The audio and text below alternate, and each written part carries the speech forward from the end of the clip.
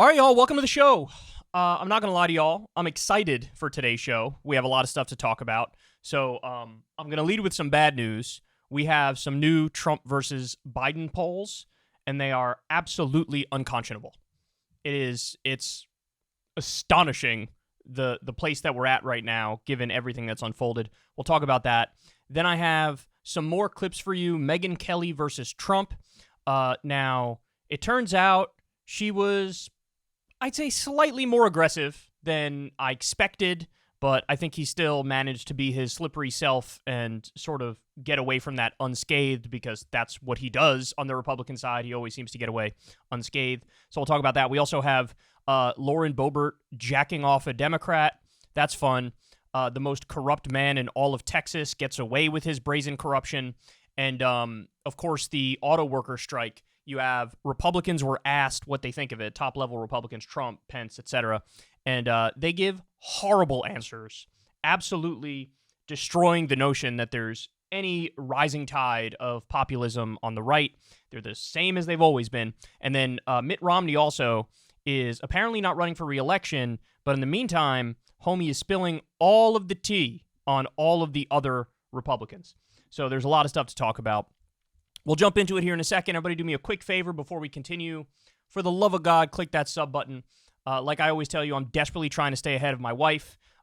Breaking Points grows at a faster pace than Secular Talk does, so it's basically only a matter of time until they eclipse me. That is, unless, of course, you guys hook a brother up with a sub. There's some large percentage of you that watches the channel but doesn't subscribe. I don't know what you're doing with your life. It helps me out tremendously. It doesn't cost you anything. So please consider that sub. And you can click that bell icon so you get a notification every single time video drops. And remember, I've never had a conversation with an advertiser. You could always, if you so choose, support the show on Patreon, link below, or support Crystal Kyle and Friends on Substack. Same deal, link below. You can either sign up for free to get the audio version of the podcast on Saturdays, or you can get it a day early on Fridays, and it's the video version if you pay $5 a month. All right, so without any further ado, let's go ahead and jump into it. So we have some new polls coming out about the 2024 election. And look, I'm not going to sugarcoat it. They're abysmal.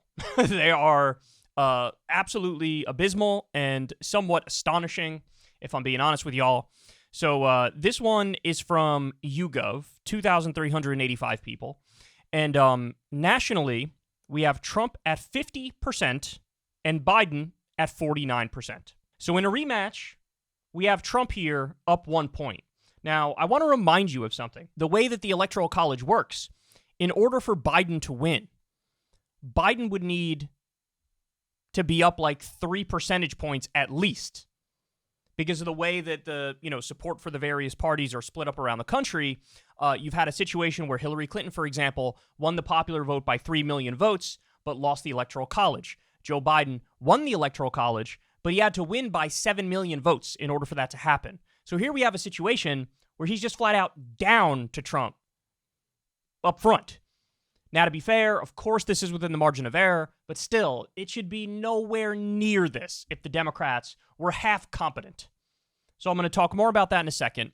But look at this independence number as well, man. This is devastating. You have Trump at 57% and Biden at 42%. So Trump is blowing Biden out of the water with independence. That, ladies and gentlemen, is unsustainable. If you want to win the election, you're going to have to win independence. All right, I got more for you. By more than 2-1, voters say they're financially worse off, not better off, than they were before the pandemic, a new CBS poll finds. And those voters who say they're worse off are supporting Trump over Biden 71 to 28%. So, look, this gets to something we talked about the other day.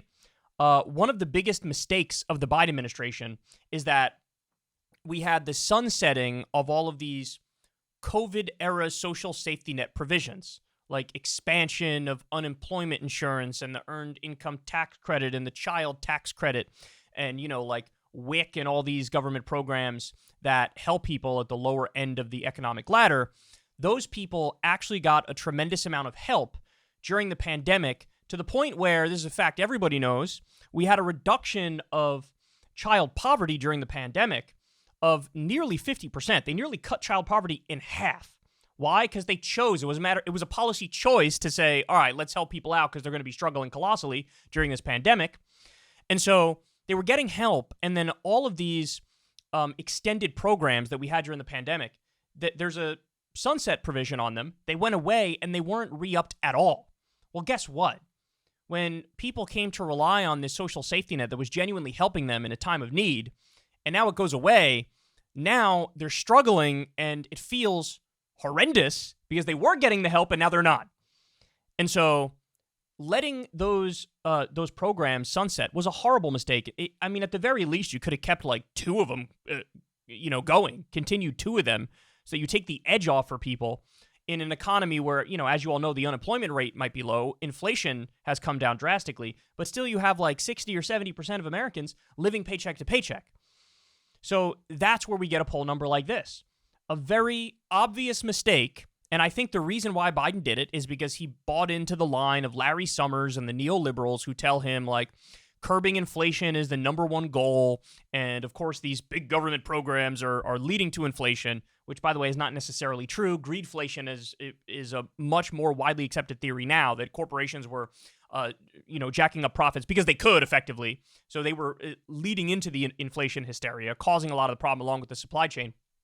And he bought into the fear-mongering, the deficit fear-mongering, the debt fear-mongering, the inflation fear-mongering, and he got rid of those. Well, here we are now.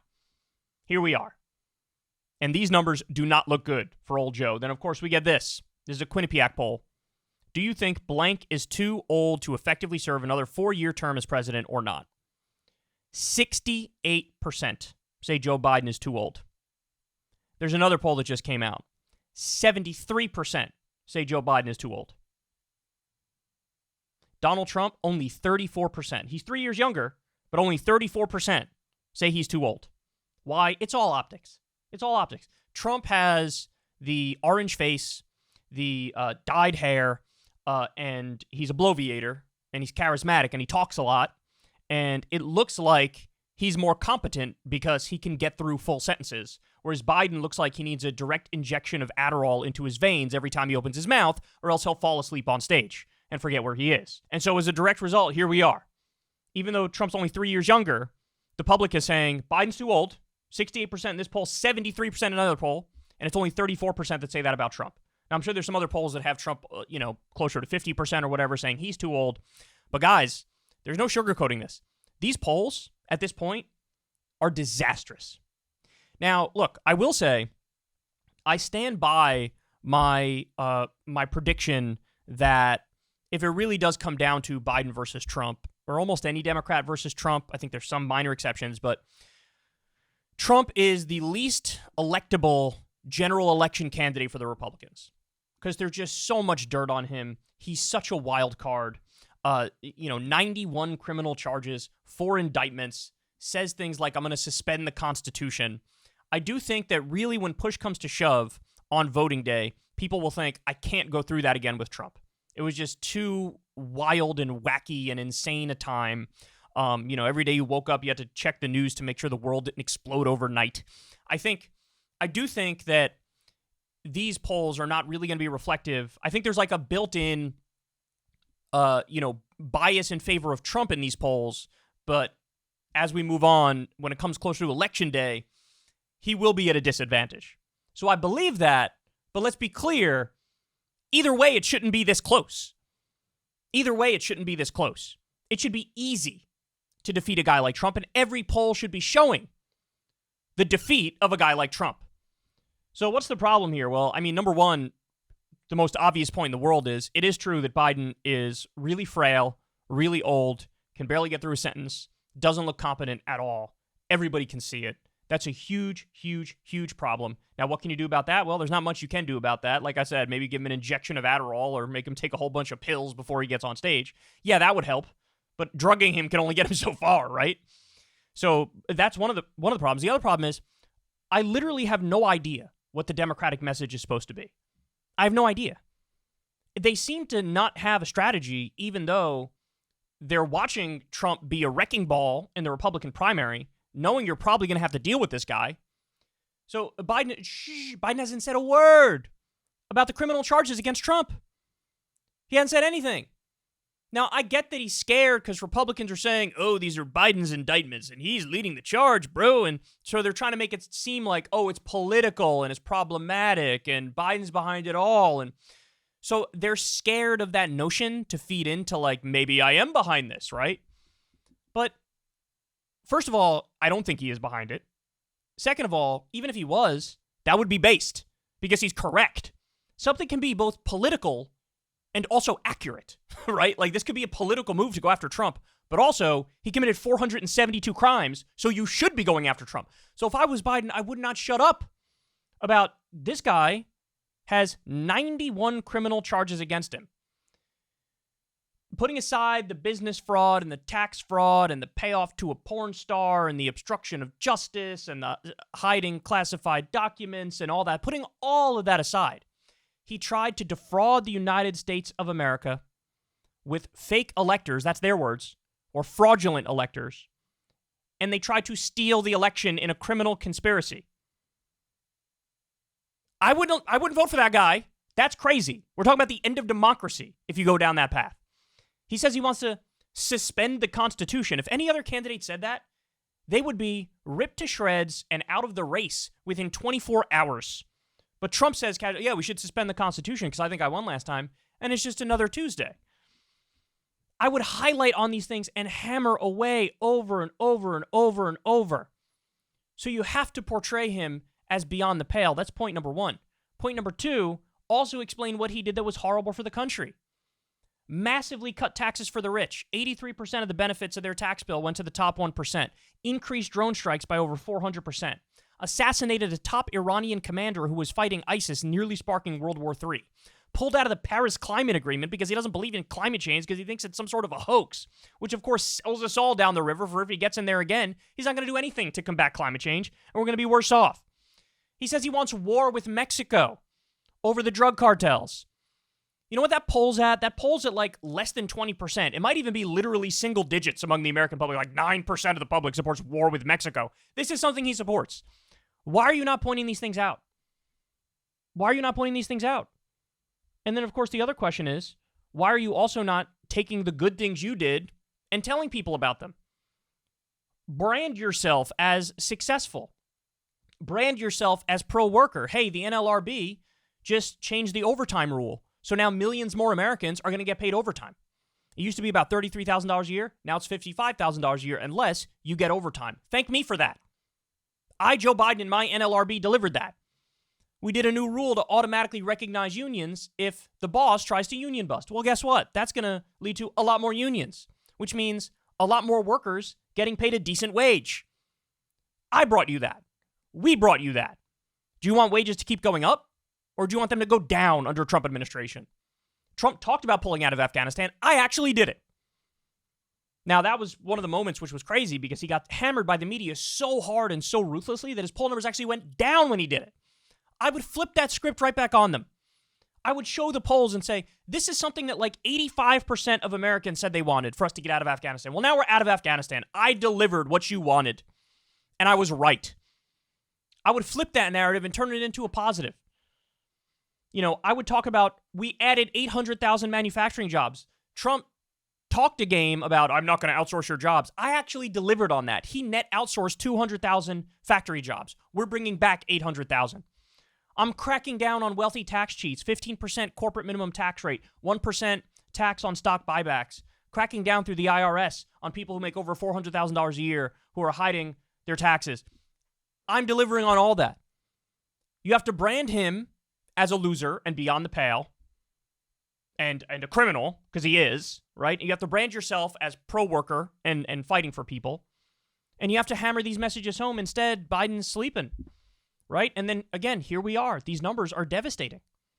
Trump is up 1 point. That's astonishing. You're running against a guy who has 91 criminal charges against him, and you're not leading him by at least like 12 points?